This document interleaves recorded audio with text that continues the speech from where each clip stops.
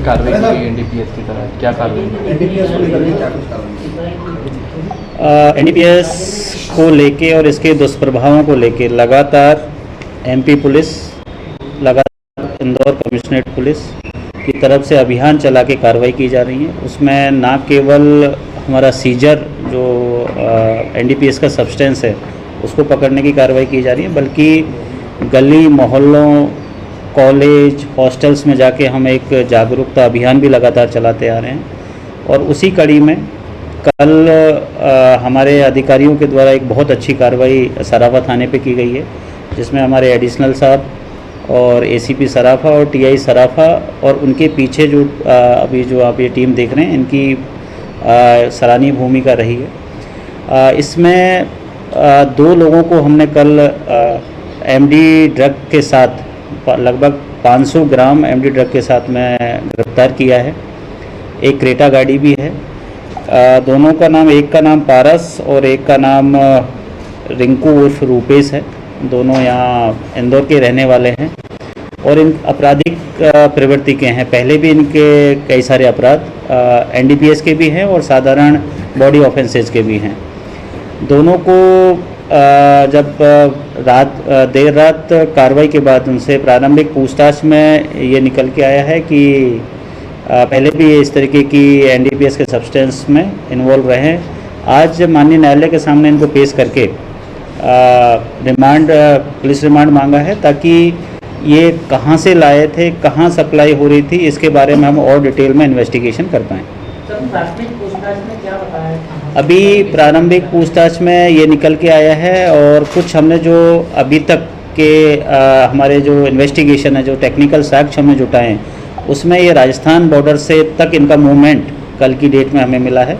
ये कल दिन में यहाँ से निकले हैं, राजस्थान बॉर्डर तक इनका मूवमेंट ट्रेस हुआ है और उसके बाद रात में लगभग 10-11 बजे इन्होंने वापस इंदौर शहर में जो सराफा थाना क्षेत्र में इनको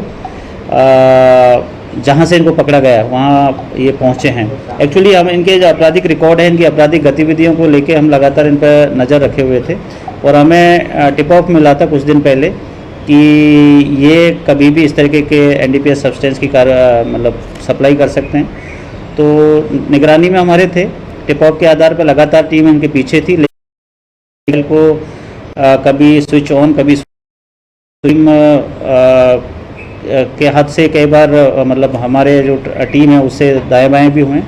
लेकिन जब ये सराफे में चौपाटी के आसपास पहुँचे हैं, तब जाके हमारी टीम ने इनको वहाँ मैं जो एनडीपीएस का सब्सटेंस है जो संबंध एमडीएमए है उसके साथ इसको पकड़ में आया है। रिसेंटली कहाँ पकड़ा है?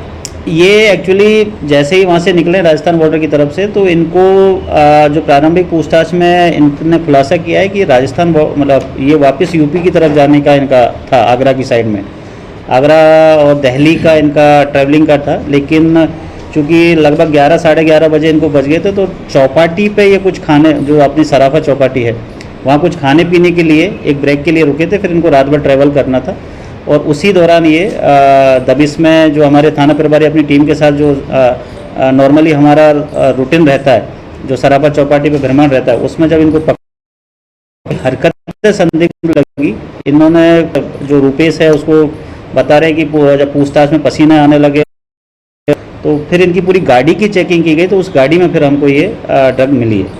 सर सप्लाई इधर से कहीं से लेके आए थे, सर कुछ कनेक्शन सामने आया है? नहीं, इसमें झालावाड़ साइड की जो बॉर्डर टच होती है वहाँ तक इनका मूवमेंट हमें अभी मतलब प्राथमिक तौर पे समझ में आ रहा है, क्योंकि इनका जो ट्रैक नहीं, अभी ये हमारा एक अभी एक्चुअली पूछताछ का विषय है कि एग्जैक्ट किस जगह से ये लेके आ रहे हैं, क्योंकि आपराधिक प्रवृत्ति के लोग हैं, तो इसीलिए हमने इनका पीआर लिया है कि हमें जो मेन सप्लायर है ये किस गांव से, किस देहात से, किस तहसील से या किस डिस्ट्रिक्ट से इन्होंने ये ड्रग ली है, तो उस पर हमारी इन्वेस्टिगेशन बाकी है और लगातार पूछताछ भी करेंगे। अभी हमने टीम भी गठित कर दी है जो स्पेशली पूरी जो चैन है उसको हम खंगाल सकें। पहले भी कभी नहीं, इसमें 2 से ज़्यादा लोग शामिल हैं जो इनसे प्रारंभिक पूछताछ में आया, और इसीलिए हम एक स्पेशल टीम गठित करी है ताकि इन दोनों को ट्रैक करके, इनकी गाड़ी के मूवमेंट को ट्रैक करके और कुछ हम टेक्निकल एविडेंस को एनालिसिस करके हम इनकी पूरी चेन को खंगाल सके कि कौन मेन सप्लायर है, बीच में कौन था और ये आगे किसको देने वाले थे। इसकी अनुमानित कीमत क्या बता रहे हैं? इसकी ये लगभग 506 ग्राम एमडी है और इसकी अगर मार्केट वैल्यू देखी जाए तो लगभग 50-60 लाख के आसपास इसकी मार्केट वैल्यू है।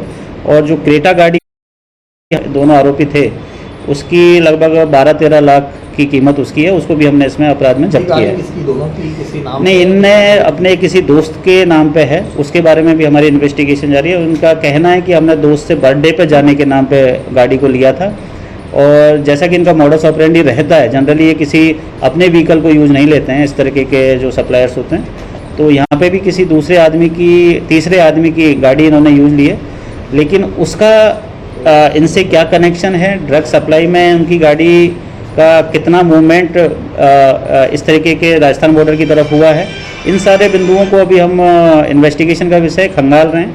अगर जिसकी गाड़ी है अगर उसका कुछ एक्टिव रोल अगर इसमें होगा तो डेफिनेटली उनके खिलाफ भी वैधानिक कार्रवाई की जाएगी। सप्लाई ड्रग्स शहर में होने वाली थी या उत्तर प्रदेश? नहीं, अपने अभी प्रारंभिक पूछताछ में इन्होंने इंदौर का मना किया है। इनको यूपी की तरफ जाना था और आगरा सिटी का नाम ये ले रहे हैं, मेट्रोपॉलिटन जो बड़ी सिटी, उनका इन्होंने प्रारंभिक पूछताछ में बताया कि इनका मूवमेंट उधर रहता है और वो वहीं पे सप्लाई करते हैं। नाश्ता करने रुके तुम्हारे हाँ, ये एक्चुअली सबसे इंटरेस्टिंग चीज़ है कि इनको जैसे मॉर्निंग में ये लोग निकले हैं, वहाँ से लेके आए हैं और चौपाटी पे जो भी उनका रहा हो कि खाना पीना खा के निकलेंगे, बाई रोड ही इनको इसी गाड़ी से निकलना था जो इन्होंने पूछताछ में बताया।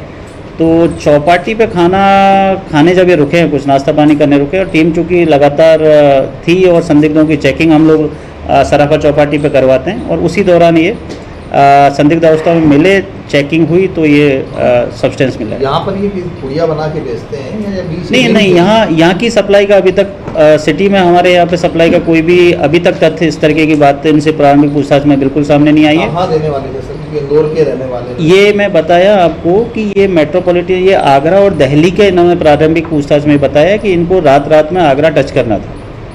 अभी इसमें और हमारा इन्वेस्टिगेशन, इसीलिए मैंने इसमें एक स्पेशल इन्वेस्टिगेशन टीम बनाई है जिसमें टीआई साहब और 2 सब इंस्पेक्टर हम इसमें रख रहे हैं ताकि इसके हर एक कड़ी को हम जोड़ सकें और इसमें जो भी इन्वॉल्व हैं एक पूरे ऑर्गेनाइज्ड क्राइम के तौर पे, जैसा कि बीएनएस में एक ऑर्गेनाइज्ड क्राइम की एक डेफिनेशन है और उसमें अपराधियों के खिलाफ कार्रवाई का भी एक प्रावधान है, तो ताकि हम इसको ऑर्गेनाइज्ड क्राइम में लेके और जो हम प्रॉपर्टी अटैचमेंट की भी जो कार्रवाई करते हैं वो सारी कार्रवाई इनके खिलाफ करवा सकें।